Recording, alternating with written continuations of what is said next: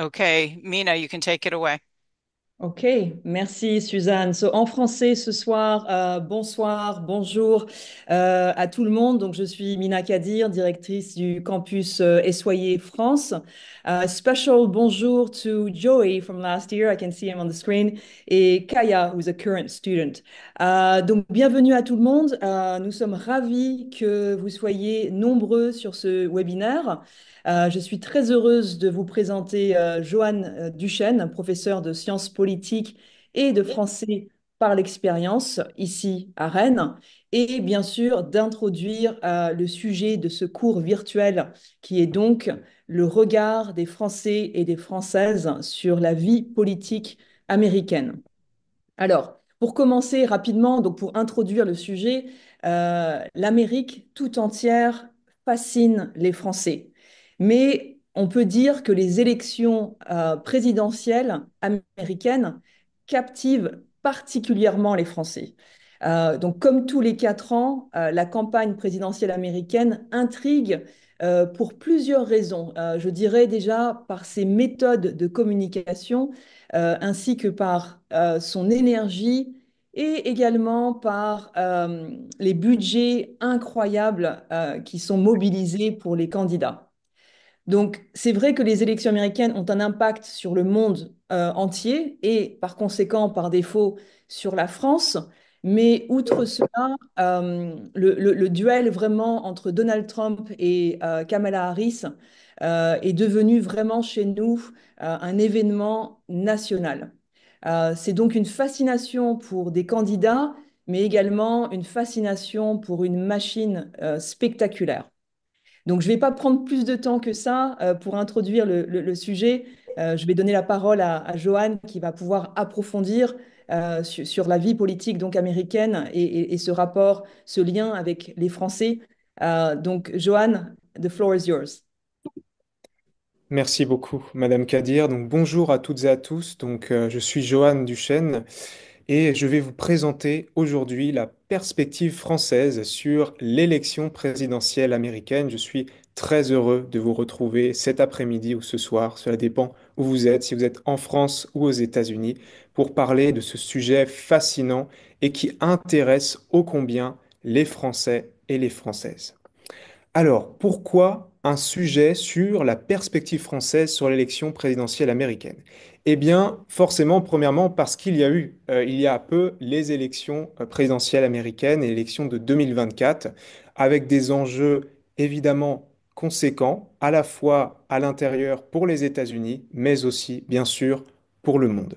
Les Français sont fascinés par l'élection présidentielle américaine. Alors, l'élection présidentielle américaine, on peut le dire au singulier lorsqu'on parle d'une seule élection, mais on peut aussi parler des pluriels, les élections présidentielles américaines, lorsqu'on parle de l'histoire, de l'historique et de l'intérêt vraiment des Français, des peuples pour cette élection présidentielle qui a un retentissement, des conséquences absolument mondiales et surtout à chaque fois. Les Français sont fascinés et ont presque envie de voter eux aussi pour ces élections présidentielles américaines. Évidemment, cela n'est pas possible. Alors, ce cours se propose tout simplement de regarder cette perspective française sur l'élection présidentielle américaine. Ce n'est pas l'objectif de réussir à présenter l'ensemble des enjeux, notamment les enjeux intérieurs aux États-Unis, mais plutôt de réfléchir depuis quand les Français sont fascinés par l'élection présidentielle américaine,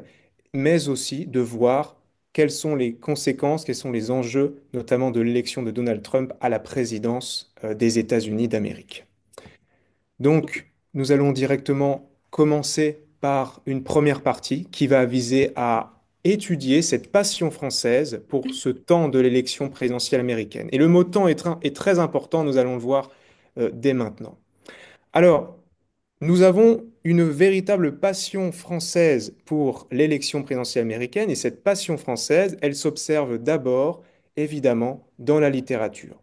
Alors, ici, vous avez une citation du très fameux ouvrage de sciences politiques d'Alexis de Tocqueville, de la démocratie en Amérique. Ici, la partie 1, qui présente avec une finesse d'analyse et avec presque quelque chose de contemporain, enfin en tout cas de contemporain pour lui et de moderne pour nous, sur l'élection présidentielle américaine. Je vous ai donc mis cette citation d'un extrait de sa partie 1 qui présente le fonctionnement des élections américaines, en tout cas son ressenti, lui, en tant que Français, sur cette élection. Et on va le voir tout au long de cette présentation, ces quelques mots qui sont ici mis en gras ont tendance à revenir dans l'esprit des Français pour parler lorsqu'ils parlent ou pour qualifier aussi le temps de l'élection présidentielle américaine. On a donc ici, à mesure que l'élection approche, les intrigues deviennent plus actives, l'agitation plus vive et plus répandue. Les citoyens se divisent en plusieurs camps, pour chacun prend le nom de son candidat. La nation entière tombe dans un état fébrile, l'élection est alors le texte journalier des papiers publics, le sujet des conversations particulières, l'objet de toutes les pensées et surtout le seul intérêt du présent. Une élection présidentielle américaine qui devient le seul intérêt du présent. Et c'est sur cette phrase que peut commencer en tout cas cette perspective, cette présentation, puisque c'est vrai, pendant plusieurs mois, et surtout vers la fin, lorsque 2 semaines ou 3 semaines avant the Election Day aux États-Unis, il y a véritablement un intérêt, un seul intérêt du présent pour cette élection présidentielle américaine à chaque fois. C'est pour ça que la notion de temps ici est extrêmement importante et ce théoricien qui a donc étudié le système et a comparé les démocraties au 19e siècle, Alexis de Tocqueville, très connu, permet et en tout cas transmet quelque chose de vraiment essentiel sur la vision, en tout cas, et sa perspective en tant que Français, et même une perspective encore plus vaste, c'est-à-dire l'élection présidentielle américaine, une influence mondiale, donc le seul intérêt du présent. Alors, toujours dans la littérature, on retrouve évidemment aussi dans Le Tour du monde en 80 jours de Jules Verne, alors toujours au 19e siècle, eh bien, une référence aux États-Unis. Et cette référence aux États-Unis, elle se trouve eh bien, dans ce Tour du monde en 80 jours où à un moment donné, Phileas Fogg, le héros principal de ce Tour du monde en 80 jours, découvre le fonctionnement d'un meeting à San Francisco. Alors, ils sont dans l'aventure proposée par Jules Verne dans le roman, ils font 2 étapes aux États-Unis, une étape à New York et une autre étape à San Francisco.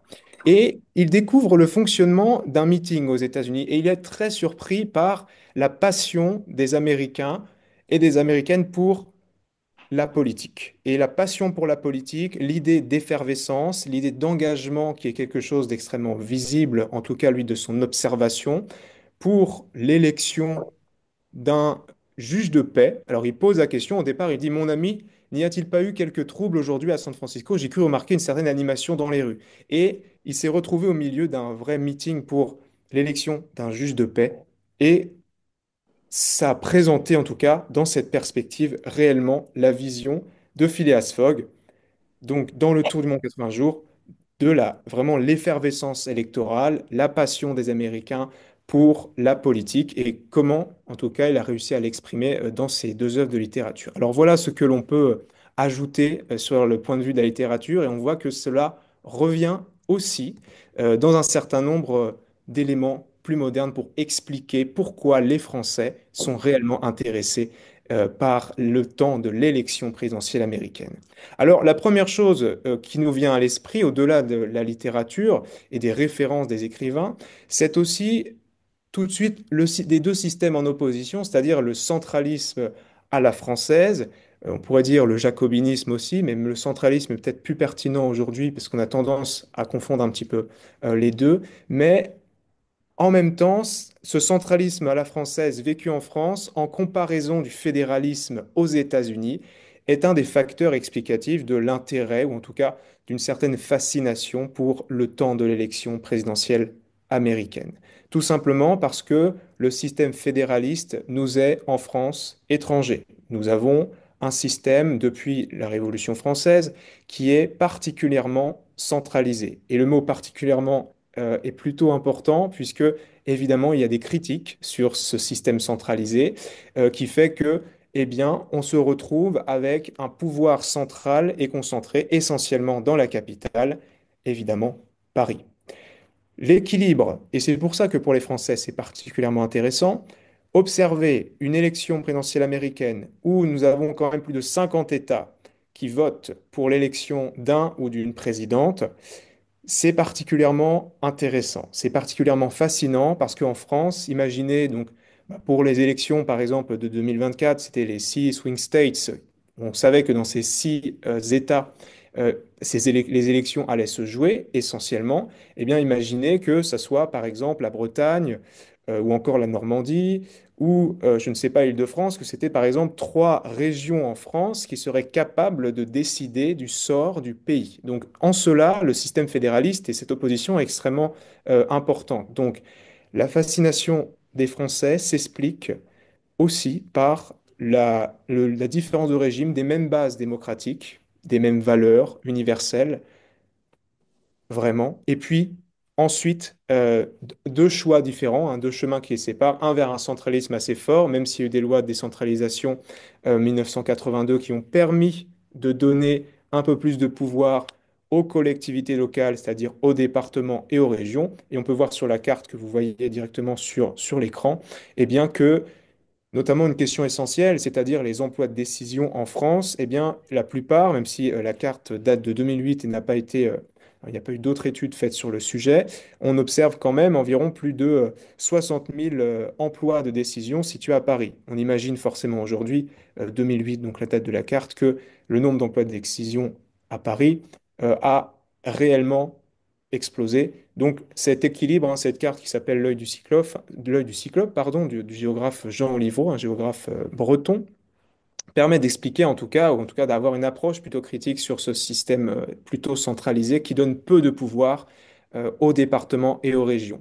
On ne peut pas évidemment comparer ce qui est donné en termes de budget, par exemple pour la Californie, l'État plus riche des États-Unis, et ce qui est donné en budget pour gérer par exemple la Bretagne. Ces différences par exemple de 3 milliards, on va dire, pour le budget en Bretagne, jusqu'à 80, 100, 100 milliards pour évidemment la Californie. Donc on est sur des échelles qui sont extrêmement différentes et en cela, cette opposition, en tout cas, suscite un intérêt, c'est-à-dire qu'on est sur quelque chose d'original, peut-être même d'exotique, c'est-à-dire que quand on regarde les États-Unis, eh bien on voit un système fédéral qui peut-être peut donner envie, ou en tout cas montre que l'élection, le système d'élection indirect par le système de grands électeurs que nous avons connu en France pendant un petit temps seulement, seulement quelques années à partir de 1958, et puis à partir de 1962, on est passé à un suffrage universel direct, donc c'est-à-dire le vote populaire qui décide réellement, donc directement de l'élection du président de la République française, alors que évidemment aux États-Unis, nous avons ce système de grands électeurs, et donc ces deux facteurs, en tout cas, peuvent expliquer, en tout cas, cette fascination pour l'élection présidentielle américaine.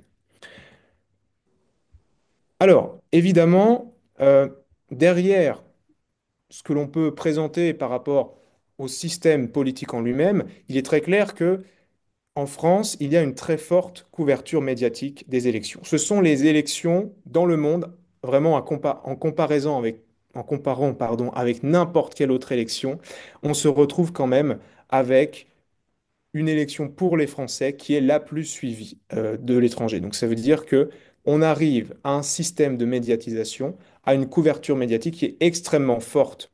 Alors, on peut se poser la question, parce que c'est les États-Unis, parce que ben, il y a une relation assez spéciale, un lien historique, des mêmes bases démocratiques, mais aussi forcément par rapport à ça, cette vision française sur l'élection par rapport à un filtre qui va être différent, filtre plutôt européen, et puis à l'inverse, filtre américain, entraîne en tout cas une médiatisation extrêmement forte. Et on va voir que cette médiatisation ne s'est pas faite d'un coup d'un seul, et il a fallu un petit peu de temps pour que cette grande machine américaine puisse montrer toutes ses capacités et aussi suscite l'intérêt ensuite, même les passions à l'étranger sur son fonctionnement. Alors, la médiatisation étant très forte en France, il y a plusieurs temps.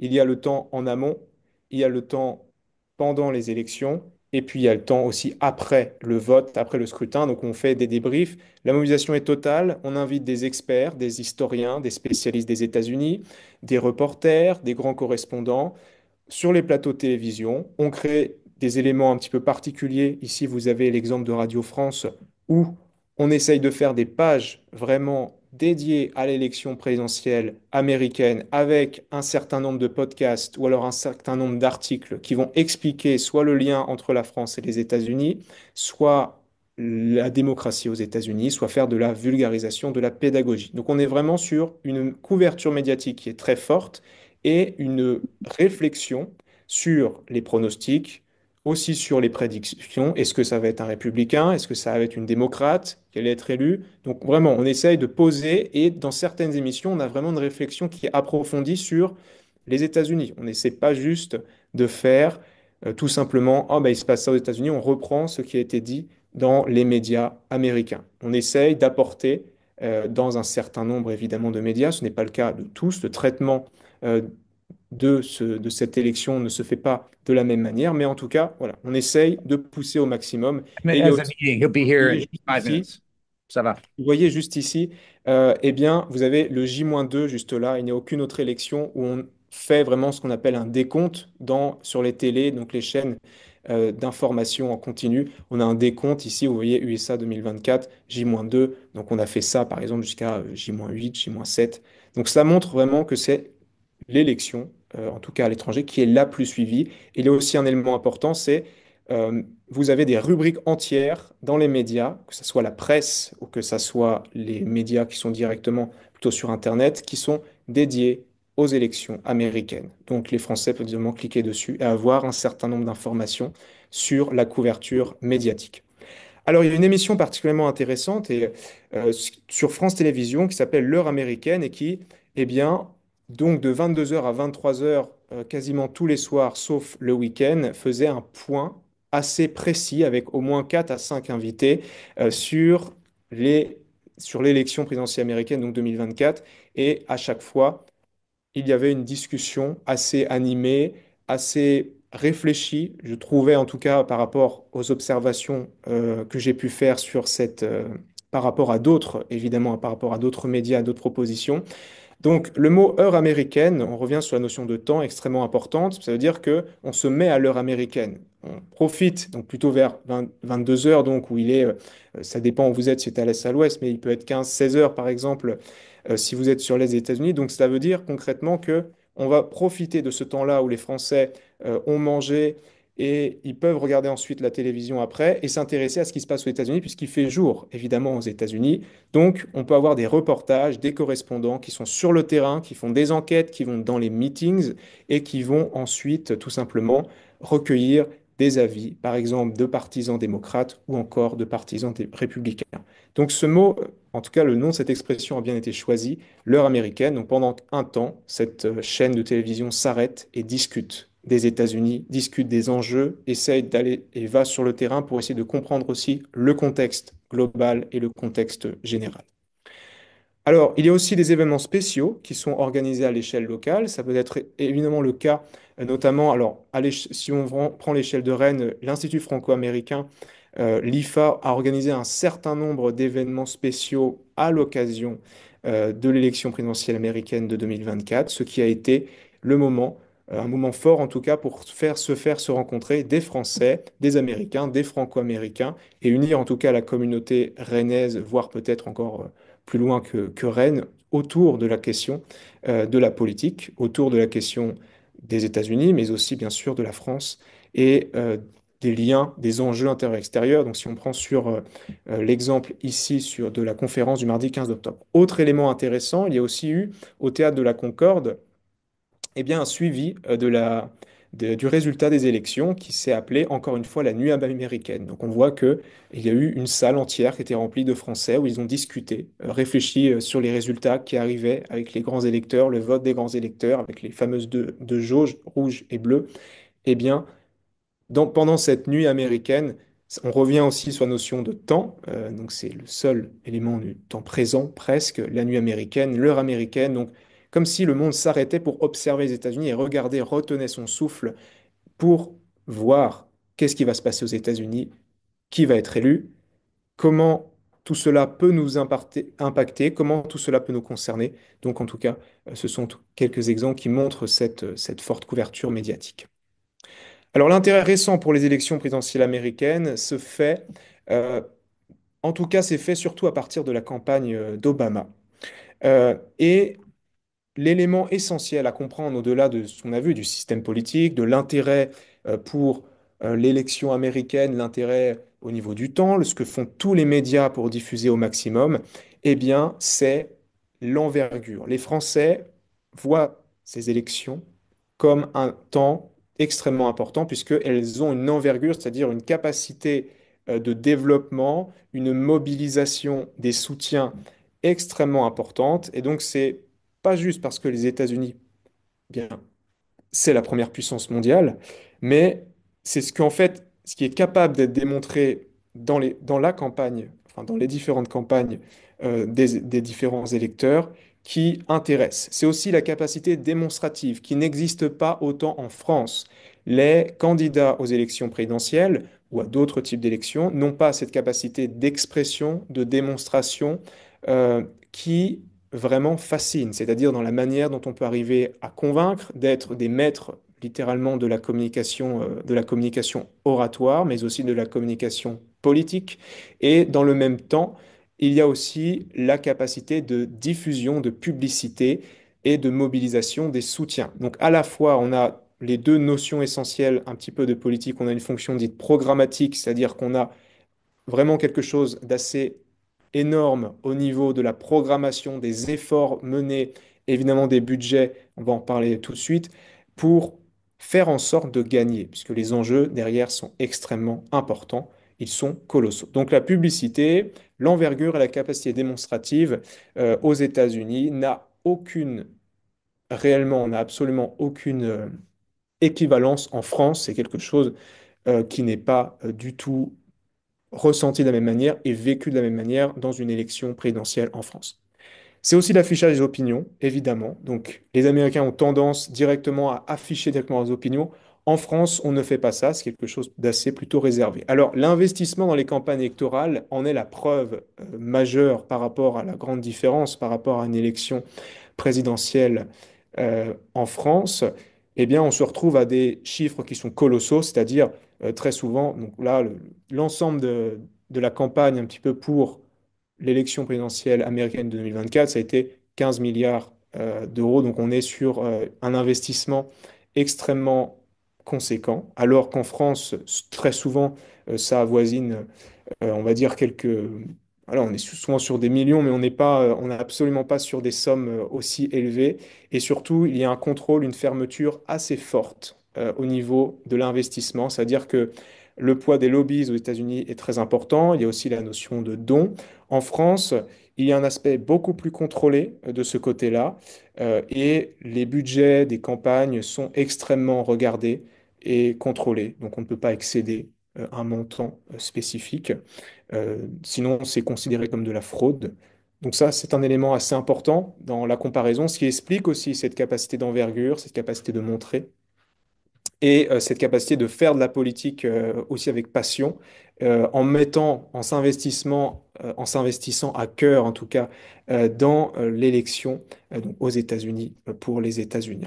Alors, c'est vraiment à partir de la campagne d'Obama, qui était une campagne très réussie, une campagne éclair, une campagne qui a marqué un tournant non seulement aux États-Unis, évidemment, mais aussi dans le monde, notamment dans la communication politique puisque on a eu une utilisation, la force de la campagne d'Obama a été à l'époque, bien sûr, la mobilisation des électeurs, des soutiens, donc 10 millions directement de- d'électeurs, enfin en tout cas de soutien mobilisé, une bonne partie qui, environ 2 à 3 millions, qui ont vraiment fait quelques dons, et puis des personnes qui ont vraiment fait du porte-à-porte. Ils ont été sur le terrain, donc une bonne association entre le travail des experts politiques et du travail sur le terrain, donc une mobilisation extrêmement forte et aussi un vent d'espoir aux États-Unis, l'élection pour donc d'Obama à la présidence, ce qui a permis aussi évidemment d'intéresser les Français à ce moment-là. C'est à ce moment-là de façon plus importante que l'on s'est intéressé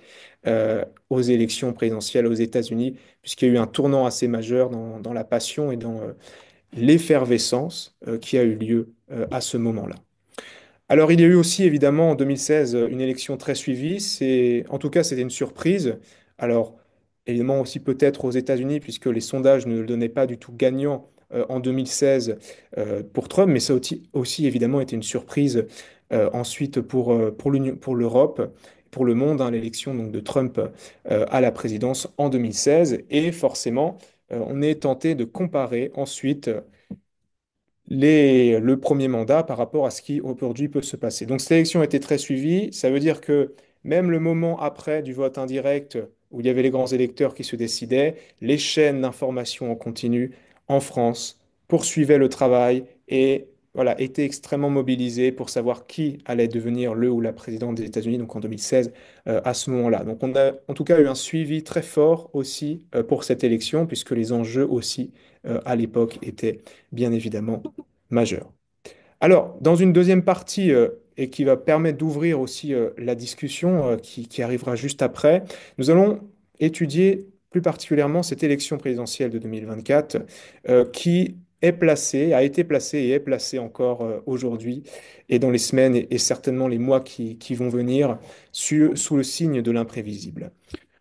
Alors, d'abord, sur le regard des médias français, rapidement, au-delà de la couverture médiatique, on peut voir que l'opinion publique a été plutôt troublée. Il y avait dans cette élection énormément d'enjeux, énormément de sujets qui ont été traités, notamment, ce qui n'est pas forcément toujours le cas, l'arrivée de la politique internationale dans dans le cadre des sujets qui pouvaient être évoqués aux États-Unis. Mais en tout cas, en France, c'est une certaine crainte, hein, il faut le dire.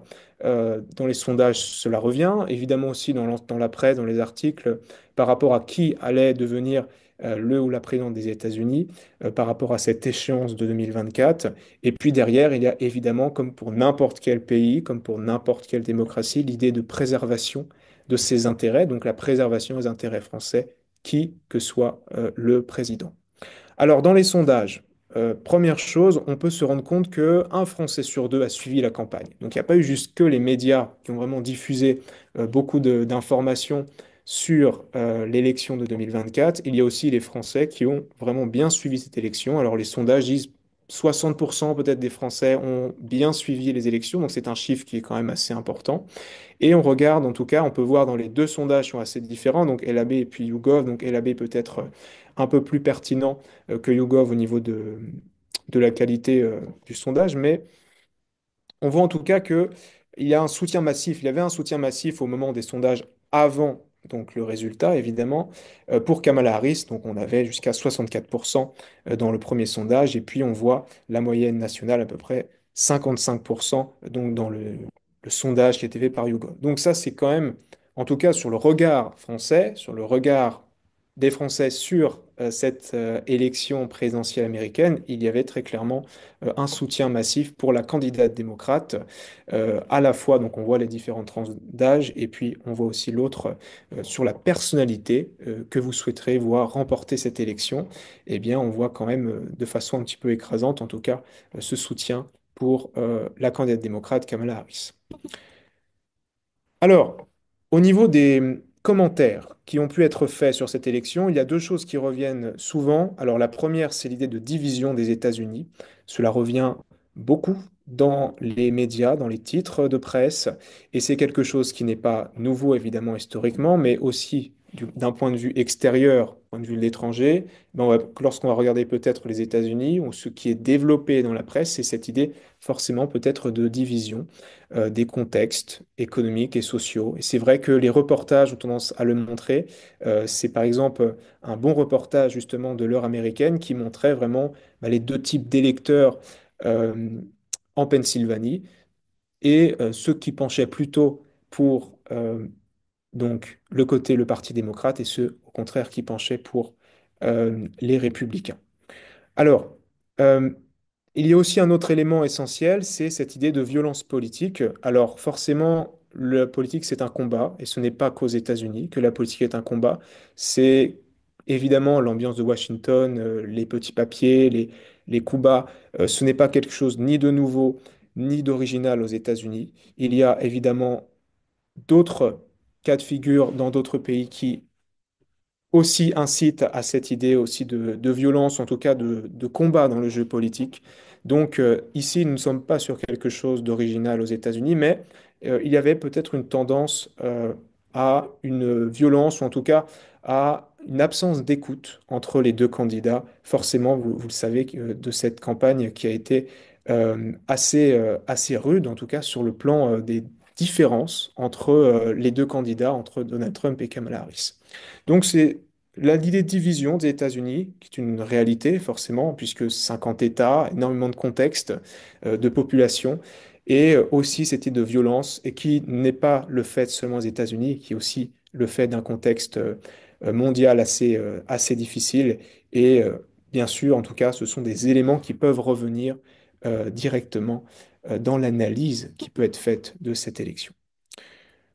Alors, au niveau des enjeux géopolitiques majeurs, il y a évidemment des observations et des craintes pour le futur avec l'élection de Trump à la Maison-Blanche. D'abord, il y avait cet ordre mondial en ébullition de façon déjà très importante avant l'échéance électorale et que ce soit avant l'élection et les résultats ou aujourd'hui, nous sommes dans un brouillard diplomatique. C'est l'expression qui revient le plus dans les médias, c'est-à-dire on ne sait pas comment faire. On est sur l'idée d'imprévisible et on ne sait pas vraiment sur quel pied danser en quelque sorte par rapport à cette élection de Donald Trump. On sait qu'il y aura peut-être des choses qui vont qui vont revenir par rapport à son premier mandat, mais en même temps, il est possible qu'il y ait quelques changements.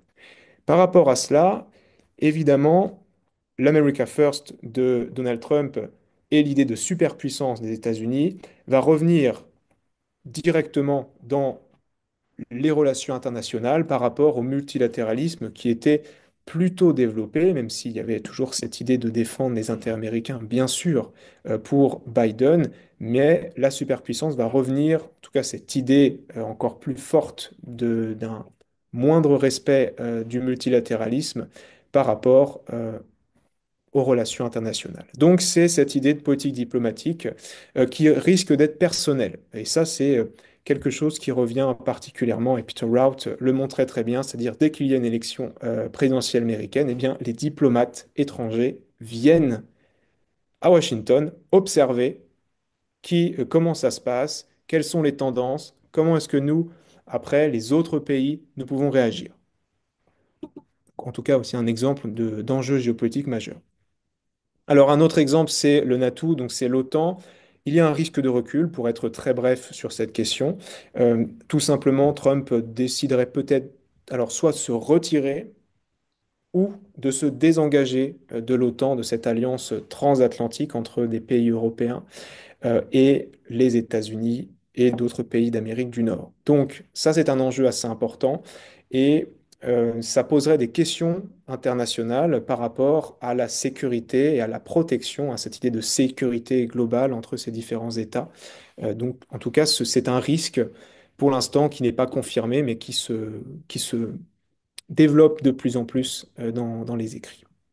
Alors, en Europe, la nouvelle de l'élection de Donald Trump a fait l'effet d'une onde de choc, c'est-à-dire on se pose la question des conséquences écologiques, économiques, mais aussi sociales. Et donc, pour cela, il y a cette idée d'autonomie stratégique qui revient, c'est-à-dire qu'évidemment, les États-Unis sont un allié, c'est un allié de poids, mais en même temps, le retour de Donald Trump à la Maison-Blanche signe peut-être le retour des taxes commerciales.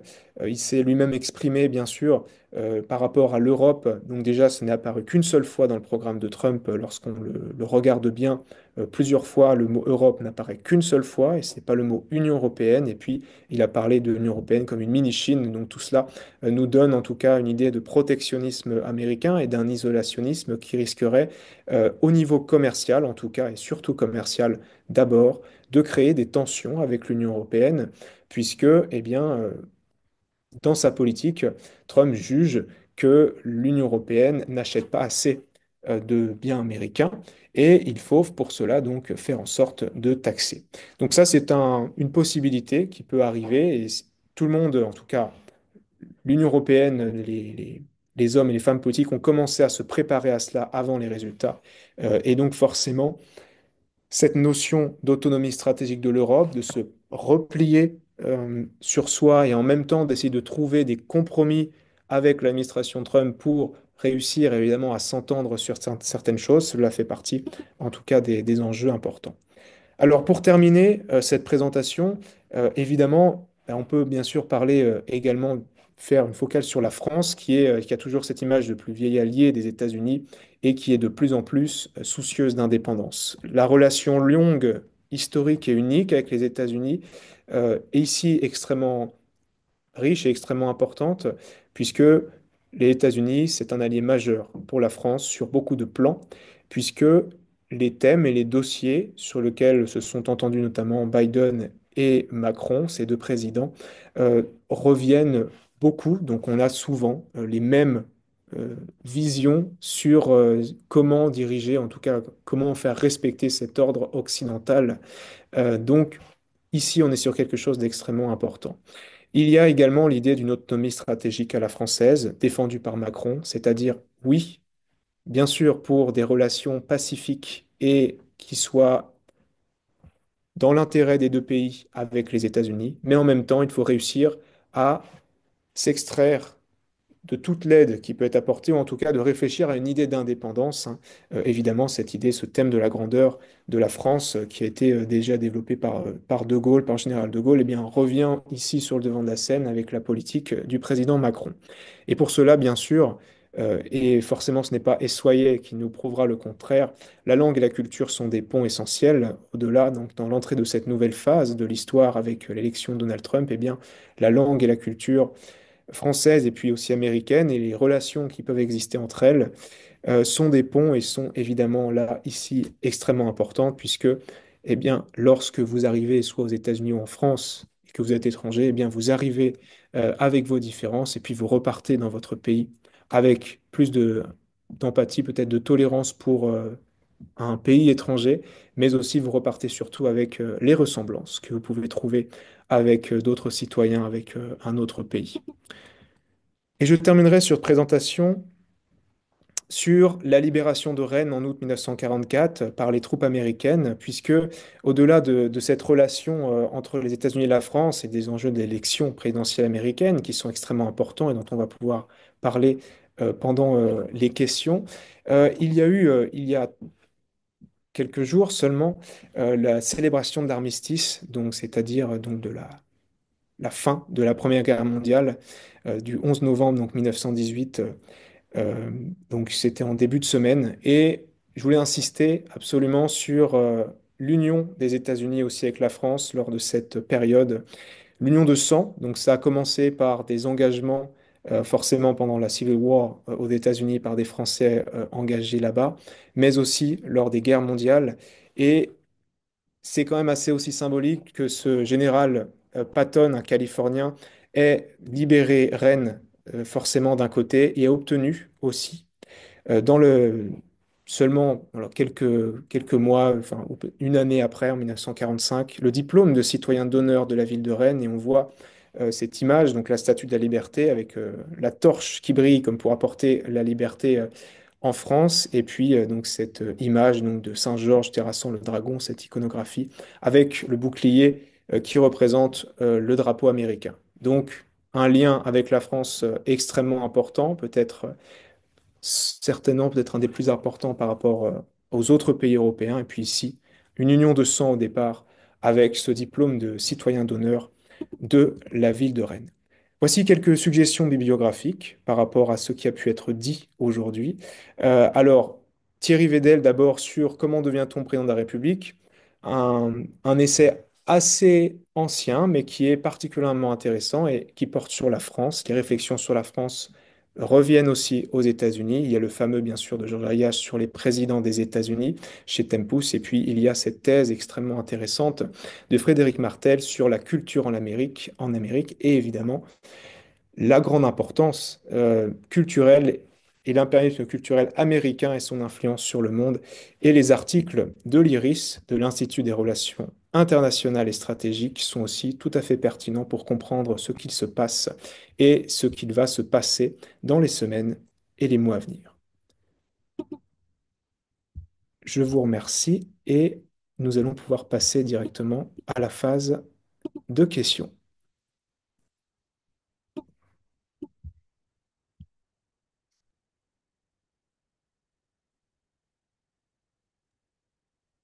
Alors, donc j'ouvre directement le chat.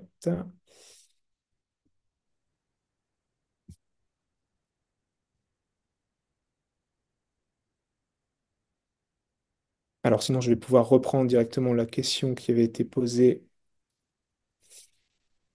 en avance et on va pouvoir donc réfléchir sur cette question forcément de la perspective française sur l'élection américaine et la vision ensuite de la France et les enjeux directement de cette élection présidentielle américaine intérieure, évidemment, mais aussi pourquoi extérieure. Jamie? Merci, Johan, pour cette présentation fascinante. J'avais une question sur les statistiques que vous avez montrées sur l'intérêt des Français sur les deux candidats et le soutien des Français pour les deux candidats. Vous avez montré un soutien écrasant pour Harris dans toutes les tranches d'âge, sauf la tranche des jeunes de 18 à 34 ans. Tout à fait. Qu'est-ce qui se passe là-bas? Comment pouvez-vous commenter ça? Alors, est-ce que ça va être... il y a, en tout cas pour ces jeunes, est-ce qu'il y a un intérêt pour Trump et sa personnalité? Est-ce qu'il y a un intérêt pour un certain nombre de thèmes qu'il peut développer qui ont tendance à attirer? C'est aussi peut-être, je pense, pour cela qu'il y a un certain nombre de jeunes hommes qui peuvent se sentir intéressés par cette approche-là. Est-ce que en tout cas, la réflexion qu'il peut y avoir derrière, est-ce qu'ils peuvent se sentir happés par un certain nombre de thèmes? Je pense que ça peut faire partie. Euh, Évidemment, il y a peut-être d'autres facteurs, et puis ce sont des sondages, donc il est souvent difficile d'aller chercher euh, les raisons explicatives derrière, puisqu'il faudrait faire vraiment des enquêtes précises, et surtout que on a des sondages qui sont sortis soit quelques jours donc avant le vote Election Day, ou alors après. Il y Mhm. a certainement un intérêt pour certaines thèses, je pense, développées dans le programme de Trump, dans l'ensemble de l'idéologie aussi. Et donc, c'est peut-être pour cela, en tout cas, qu'il y a un intérêt pour la réflexion de Trump. Et donc, il y a ça. Alors, il y a un autre aussi élément important, je pense, c'est le fait qu'il y a des personnes qui ne savent pas. Dans le deuxième sondage, je ne sais pas si vous avez remarqué, mais il y avait quand même au moment 25-26% qui disait je ne sais pas, je ne me positionne pas. Donc cela aussi veut dire peut-être quelque chose. Ça veut dire que l'un des deux candidats, eh bien, pour une raison ou pour une autre, on n'a pas forcément envie de se positionner. Alors, et peut-être la dernière chose pour vous répondre, pour votre question, c'est il y a aussi l'effet élections, l'effet résultat. Ça veut dire que si vous posez un certain nombre de sondages juste après les élections, et j'en ai regardé plusieurs, vous avez un effet de renversement. Ça veut dire que si Trump se met et vient de passer et est président élu, et il a la légitimité des urnes, la légitimité du vote populaire, on regarde tout de suite dans les sondages que, ah, eh bien finalement, c'est pas si dur, c'est possible, peut-être que c'est plus intéressant. Et on voit en fait un basculement. Et c'est ça qui est aussi pertinent, la notion du temps par rapport au sondage et la notion des tranches d'âge, bien sûr, qui explique que on a des résultats qui peuvent être différents. Merci, Johan. Je vous en prie. James? Oui, bonjour. Merci, Joanne, pour cette présentation très, très intéressante. J'ai une question à vous poser parce que ça circule beaucoup ici aux États-Unis. C'est quel est le point de vue, d'après vous, du rôle du racisme, du sexisme et un certain enjeu culturel qui est vrai, car ceux qui n'ont pas voté pour Kamala, c'était des jeunes blancs, hommes, des latins, hommes, et ce sont des points très importants. Et du point de vue des Français, et vous, comment vous répondez? Merci. Alors, sur votre question, c'est sur la position, c'est-à-dire nous, qu'est-ce que l'on peut penser de cette montée du racisme, en tout cas de ces thèmes-là aux États-Unis? C'est ça votre question, si je la résume? Racisme et sexisme. Et sexisme, ces deux thèmes-là.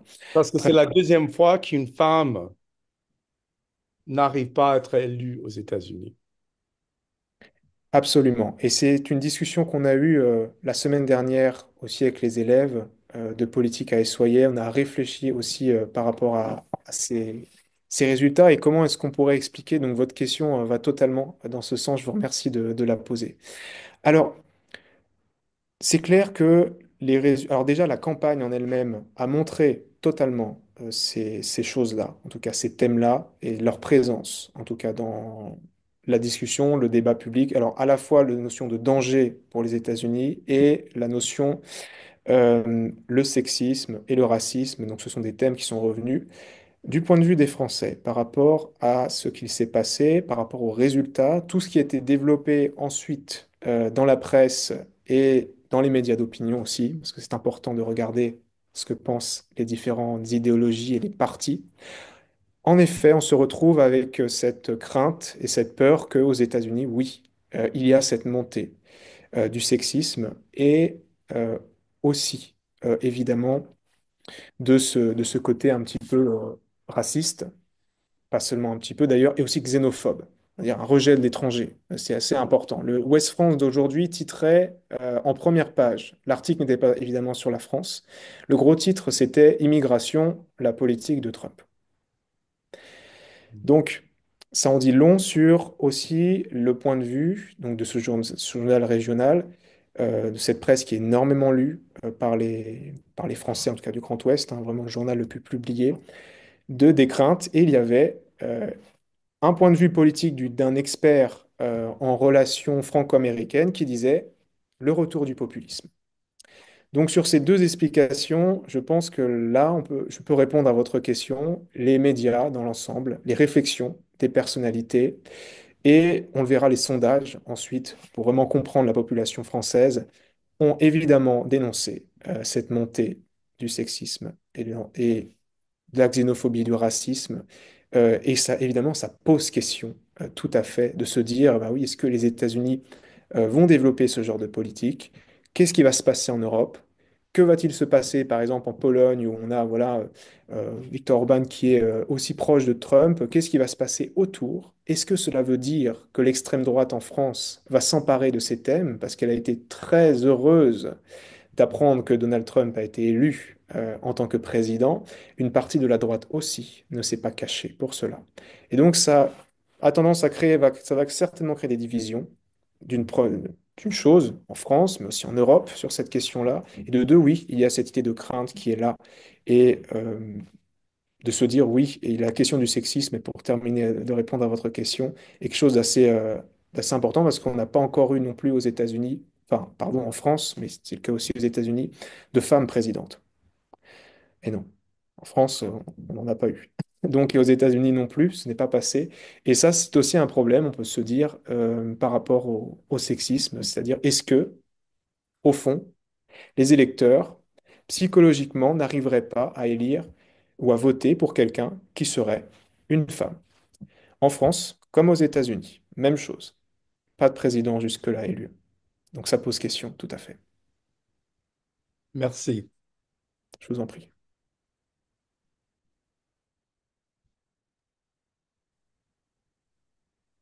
Donc, je vais essayer de retrouver peut-être une question qui avait été envoyée par quelqu'un.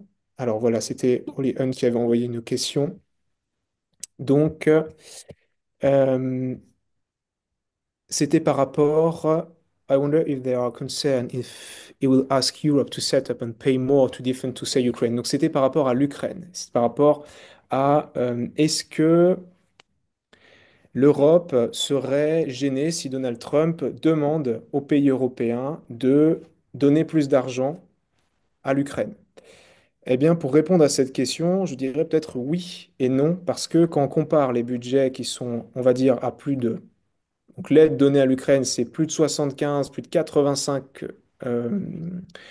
milliards qui sont donnés à l'Ukraine par les États-Unis. Si vous comparez avec l'Union européenne en elle-même, c'est environ 70-75 milliards. Donc les États-Unis remplissent au niveau du budget l'ensemble du budget, en tout cas de l'aide donnée au pays à l'Ukraine. Donc déjà, il y a cette question-là.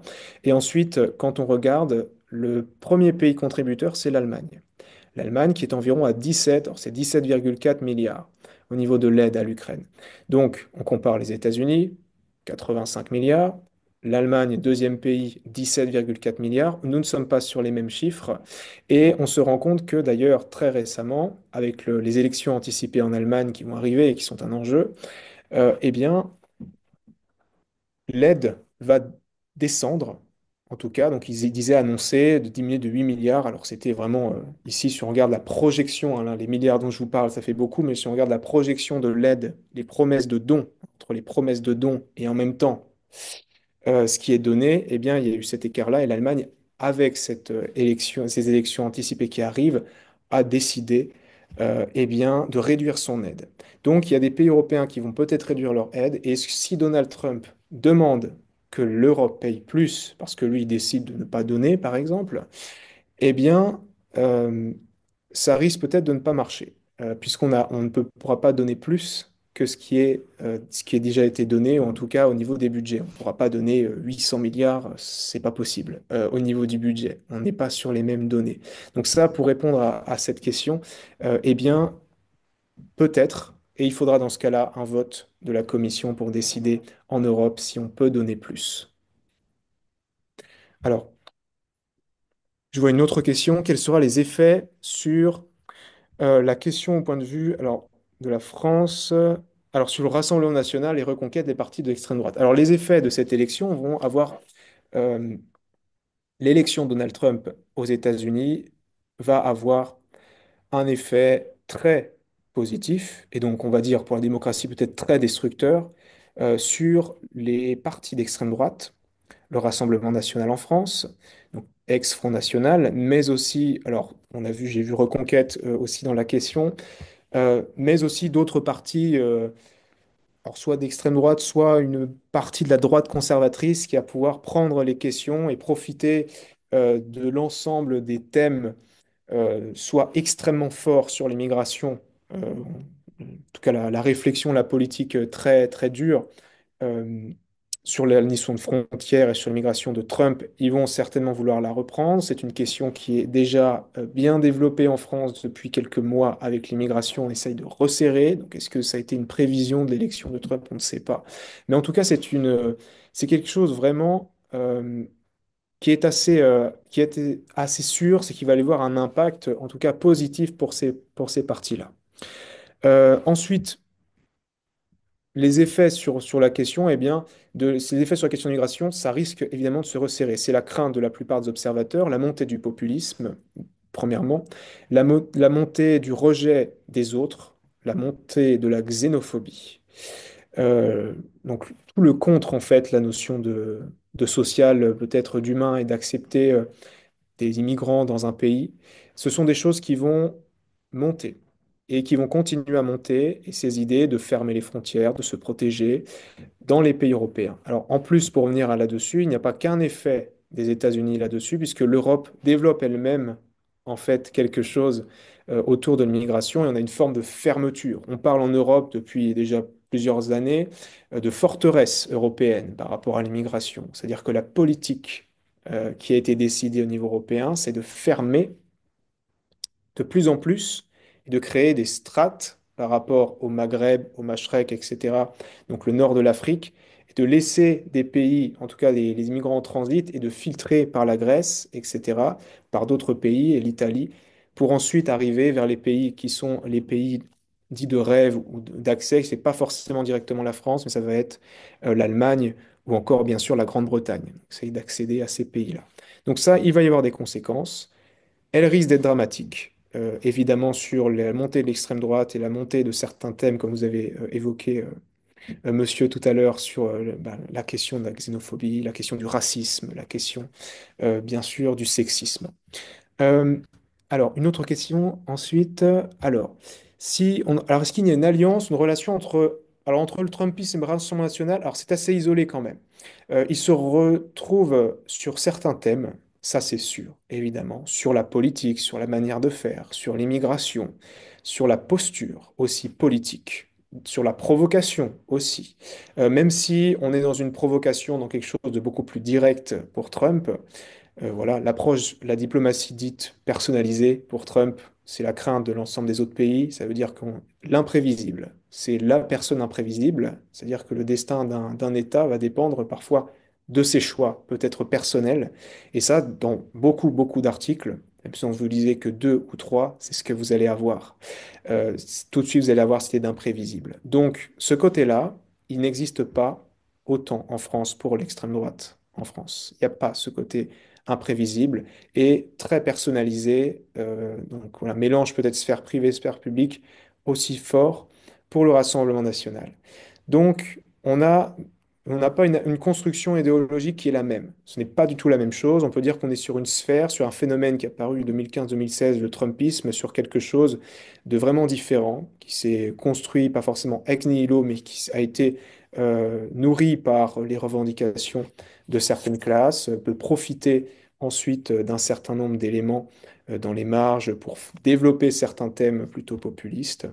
Mais on va dire que ce qui est important peut-être à dire par rapport à cela, c'est qu'il y a pour le Rassemblement national une idée, ce qu'on appelait de normalisation, c'est-à-dire ou de dédiabolisation, c'est de faire en sorte que on soit moins euh, direct dans l'approche de l'extrême droite, c'est-à-dire dire nous ne voulons pas d'étrangers, nous ne voulons plus ci, nous ne voulons plus ça. Eh bien, en réalité, l'extrême droite en France n'est pas aussi directe que Trump, par exemple. Trump dit je ne fais pas ça, je ferai pas ça, on va faire ça, on va faire ça. Et les électeurs, voilà, certains électeurs vont dire oui, on est d'accord, c'est très direct, c'est très clair.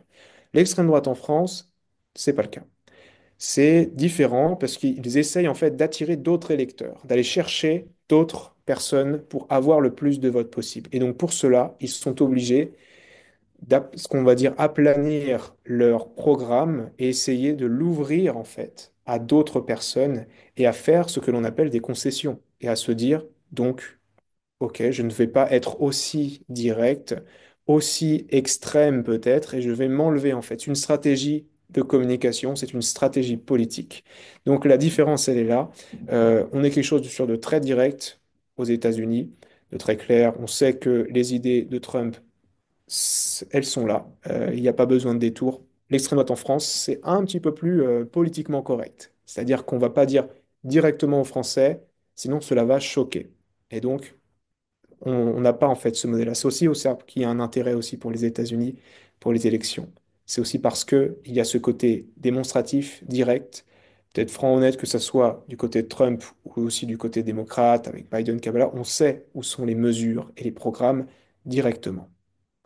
Donc, forcément, il y a cette différence qui est là et les deux mouvements ne sont pas si proches. On va dire ça comme ça.